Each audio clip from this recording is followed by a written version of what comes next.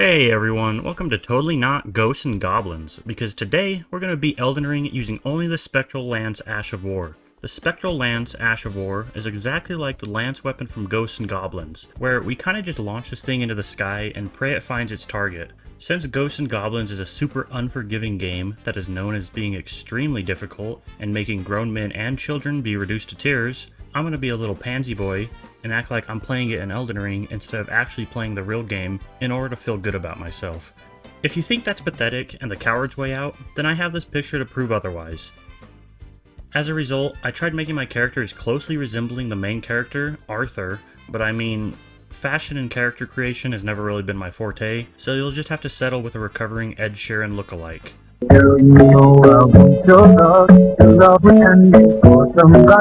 There's a weapon in Elden Ring that's literally called Lance, which is exactly the same as the Ghosts and Goblins weapon, according to the English language.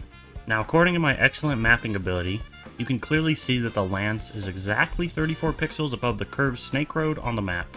You can tell this by the obvious landmarks on the brown background. It's right next to the brown background, which isn't to be mistaken for the brown background next to the blotchy gray dust, just so you're aware.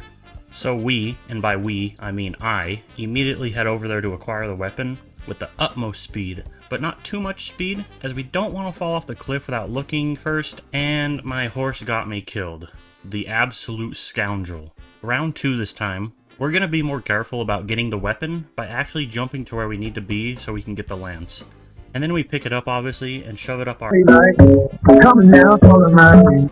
order to more fit into the theme of Ghosts and Goblins, every time I get hit, I will be dropping all my armor like it's hot, and fighting naked for the rest of the fight. Just so I can truly get the feeling of children in 1985. Okay, Jesus, not in that way, just... the feeling of when they opened up their Christmas presents, saw this game, plugged it into their consoles, and experienced a lifetime of trauma and failure in the span of 10 minutes. Just for future reference, if I don't remove my armor after getting hit, it's not because it made the game too hard and I didn't want to do it, it's literally because I completely forgot to do it in the moment, so please don't report me to Santa for lying. It's an honest mistake and I need some new socks this year. As I'm hop-step skipping towards the Ash of War, you'll probably notice the little red X next to my weapon, clearly indicating that I am not strong enough to use it. You'll probably also notice a lawnmower flying into the sky, but now that you're looking for it, it's gone. What a shame. Once I actually bring a weapon to do damage to the little beetle boy, I can get the Ash of War Spectral Lance, but not before getting absolutely goon slobbered by some dirty dogs. The Ash of War makes my weapon scale with Arcane, which means this is the first time since I've played the game that I will be leveling Arcane. Since I'm not high enough on the smoke cloud to use the lance, I need to get the Totally Not an Anus talisman just so I can actually use the weapon to get more levels. My hands were freezing so I couldn't operate the menus efficiently, and as a result I was the main star of a snuff film featuring oversized mutant rats. These guys have no idea that I was a javelin throwing champ, and as a result they were able to obtain a nice lance right in between their eyes, which they completely overreacted to in my opinion, but to each their own. Turns out I overestimated the weapon after testing it out with no upgrades, and yeah, I got ego checked. After Margit beat me up, I felt so bad about myself and I went into a cave. In the cave, I found recovering gambling addicts in an attempt to get the Blue Dancer charm, so I have extra damage when I lose all my clothes after getting hit. At first, I thought to swap it out along with my clothes every time I got hit, kind of like a loadout, but that kept getting me killed because I couldn't navigate my menus fast enough, so I stopped trying. Actually using the Ash of War, I realized it's pretty broken. The poise damage that it inflicts is so high that you can stun Margit in like 3 hits. The range on it is insane, and so is the tracking. This thing pulls out full 360s in order to smack the enemy in the back of the head. It's honestly crazy how strong this thing actually is. If I had another weapon to capitalize on the amount of poise breaking I'm doing, absolutely nothing would change, but someone else might be able to do something about it. However, I will not. Since I'm only using this one Ash of War, I stun Margit so many times that he might as well be labeled as a vegetable or a paraplegic at this point. As long as I just did the unthinkable and, you know, dodged his attacks, I was fine. And looking into it more, apparently this Ash of War does 5 times the poise damage of the weapon it's equipped on, which is just overkill. I go over to Alexander to say hello, but things turn violent very quickly on account of the fact that I probably started it, but I'm going to chalk it up to having different flavors of ice cream instead. I think my favorite part about the Ash of War is the fact that when I poise break the boss, almost all of them bend over at the perfect angle like they were models, so I can easily lob this giant comically large lance into their skulls. My second favorite thing is the fact that no matter how hard Godric tries to roll out of the way, the spear just straight up locks onto him like a guided missile crafted by the gods, and it penetrates his toe. I really should be counting the amount of times I poise break the bosses, but I'm way too lazy to do that, so I'm not going to. I mostly relied on trying to poise break him before he hit me most of the time, because I thought it would be funny, and it turns out it was indeed pretty funny, especially when it didn't work out. Who can say where the road goes? I'm pretty sure this is illegal in basically the entire world, but I'm pretty sure they hunt whales in Japan. I'm also going to assume they use spears to do it, so just replace the whale with a red wolf, and I'm pretty sure this is now legal, according to my calculations at least.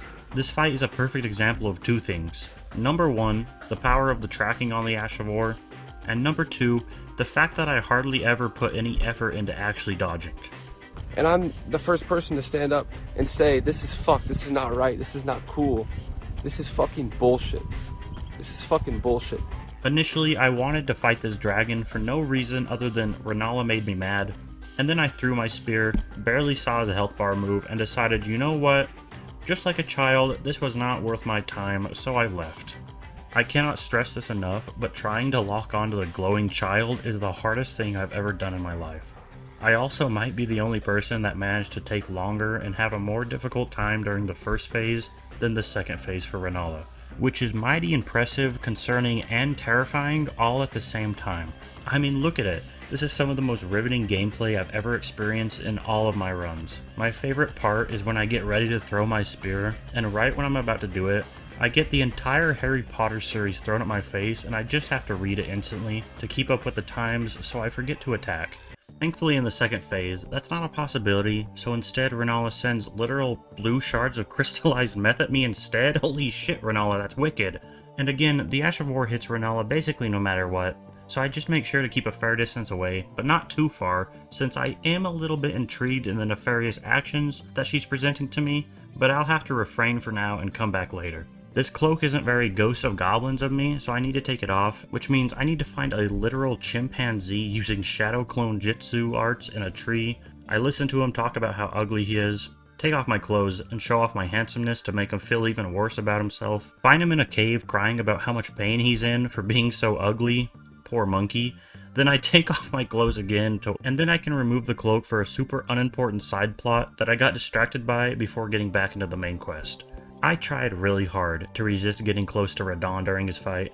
I could have easily just kept running and throwing spears without worry, but I just couldn't handle it anymore, and I relapsed instantly. Since I got hit before I even started the fight, typical, I had no clothes on for the entire time, which was probably the worst thing that could happen during this fight, but I made it work out somehow even though getting hit meant I lost my entire health bar. The most impressive thing, however, is the fact that I sat there and watched him do this final attack and did literally nothing to stop it. I don't know what I was even doing or thinking here, but you know what? It worked out, so it must have been planned.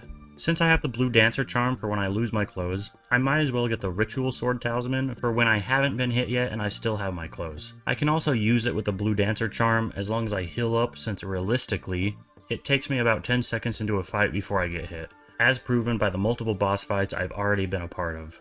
My gigantic brain, in all of its bulging glory, went to get the Faith Crystal tier in order to do more damage. And by this point, you've probably realized that earlier I said the Ash of War scales with Arcane. Yep, that's right. I actually thought I was being super smart by doing this. After I got the tier, I realized my stupidity in the fact that amid massive amounts of hallucinations, I truly believed that the Faith stat was the same as the Arcane stat. I need into the capital for some punishment. This guy said no, so I threw a spear at his horse. End of story, honestly. But for the sake of explaining the fight for you, I'll do it. I throw my spear at his horse. He said no, don't do that. I did not listen. I poise broke him multiple times. I expertly dodged his lightning because I'm a slick prick. And then he died and I didn't, so that means I have full permission to turn his horse into glue. End of story. The Ash of War poise breaks like it's its job, so why not make it poise break even more by getting the spiky Barbara Cochran tier. After seeing who we have to get it from and where it's located, for those reasons, I'm out. Hi. Hi, my name's Lindsay Lorraine and I'm from Parker, Colorado. I am the founder of Easy Peasy. I'm out. This thing increases poise damage by 30%, and it lasts longer than me, so I have to make sure to use it wisely. I abused the hell out of this mushroom fungus guy by walking backwards and throwing my spears, and these random pots blocked me a couple of times, but I'm not going to show when they got me killed, because that would prove that I did indeed lose to this guy, and I am not going to admit that to anyone. Wait. Shit. It's commitment like this that truly makes me believe true love still exists, because this guy will not give up on trying to get me. Even though it's clearly not working, he's dedicated to keep trying. I have to respect it. But he has a crystal tier that I want, and he's not willing to give it up, which means it's time to enter the bone zone. The crystal tier increases my stamina regen by a little while it's active, and after my gigantic blunder of getting the wrong tier earlier, I need this one to make up for my mistake. Leave it up to me to get hit within the first 2 attacks of the fight. However, don't worry, because I'm trained in the art of running away. Which means I get to watch Godfrey straight up glide across the ground like he's wearing skates. He drifts around the arena like a Mazda MX-5. At least that's what a Google search for drifting cars tells me. Or, I mean, it came off the top of my head. Unlike these massive metal poles I'm launching at 100 miles per hour to fucking scalp Godfrey, my god. But it's nothing compared to the ankle breaking I commit on this guy, because he's gonna need an operation after getting this outplayed. Continuing on to Morgott, I had an idea for what I wanted to use for my final talisman, and normally I would get a talisman that I usually always get, something that everyone expects me to get. I could get a physical resistance talisman since I get hit a lot, maybe even a magic resistance talisman since I get hit a lot. If I'm really daring, I could get the America Scary Seal, but I decided against it because I get hit a lot, so instead I decided to get this absolute piece of beautifully crafted medallion. And since it's in the snowfields of the giants, specifically Castle Sol, I need to get past Morgott, which means he needs to get Poise broken over and over and over again, because believe me, I'm very good at it, and he's very bad at not letting it happen, as you can see.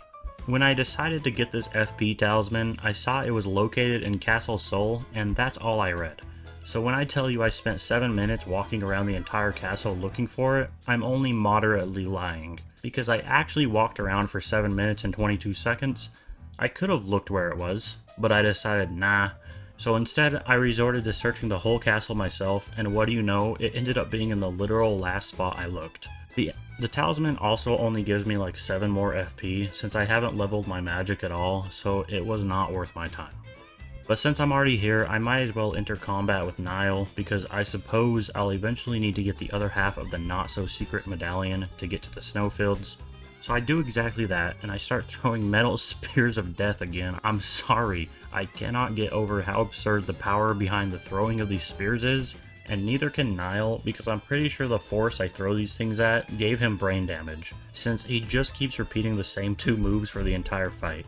And I mean the entire fight. He either spins and instantly transmits in front of me, or he does the stanky leg and jumps to the moon with lightning feet. There is no other option for him. This is it.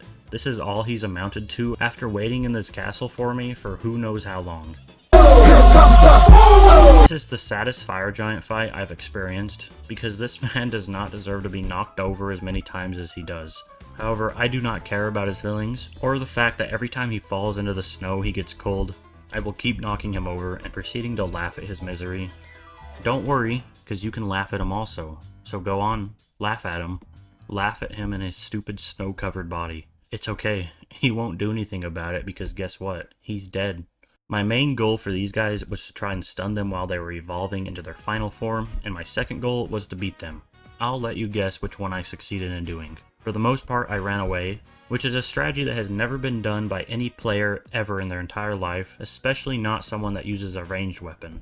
Because of this, the fat one could never catch me, for hopefully obvious reasons. The reason being, I'm just too much of a slippery Snell for him to even begin to think about catching me. The skinny one, on the other hand, is a professional tag player because he was just hyper-focused on getting close to me, to which I had to say, "No way, Jose." He repeated that his name was in fact not Jose, surprisingly, so I killed them both just for funsies.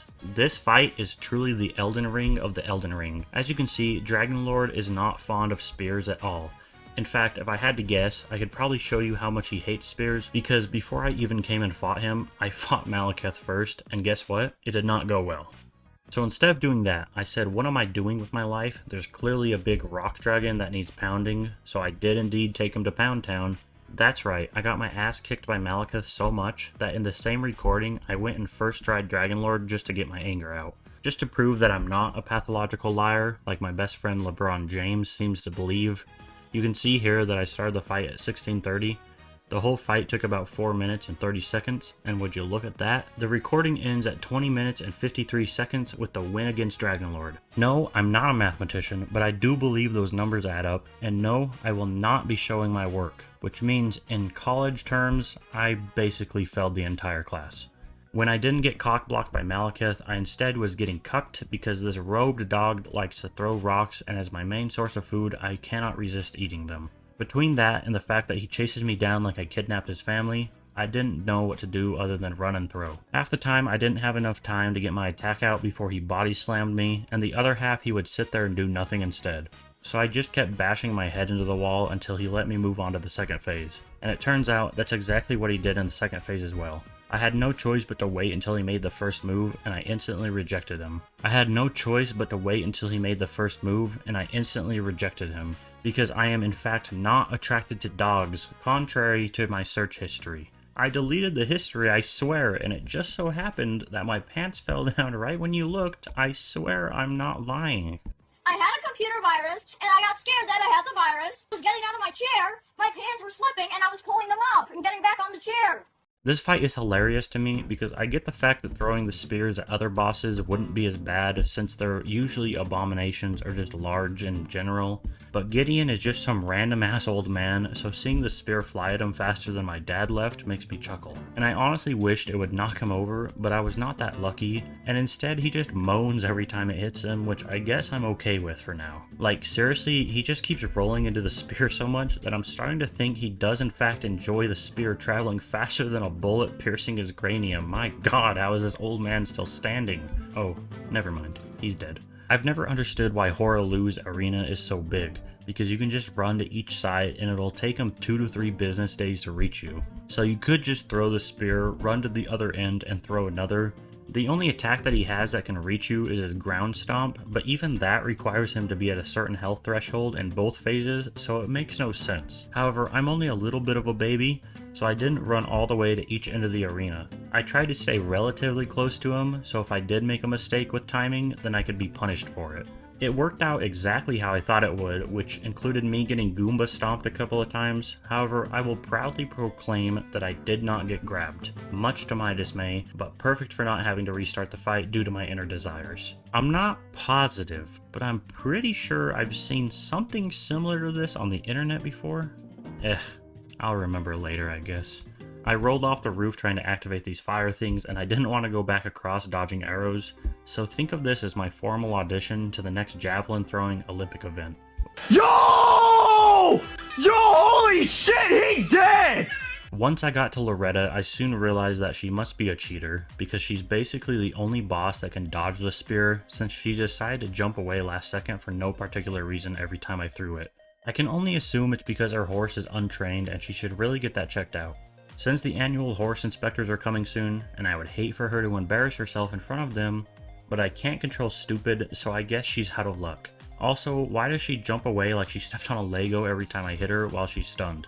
Like, it is not that serious, lady, just get over yourself. Now, originally, I know I said I was too lazy to count how many times I poise broke each boss, but this was such a memorable fight that I decided to count the stuns myself. In fact, we could make a game out of it. Whoever gets the closest to the amount of stuns wins a Chips Ahoy cookie shipped directly to your mailbox. Shipping and or handling not included.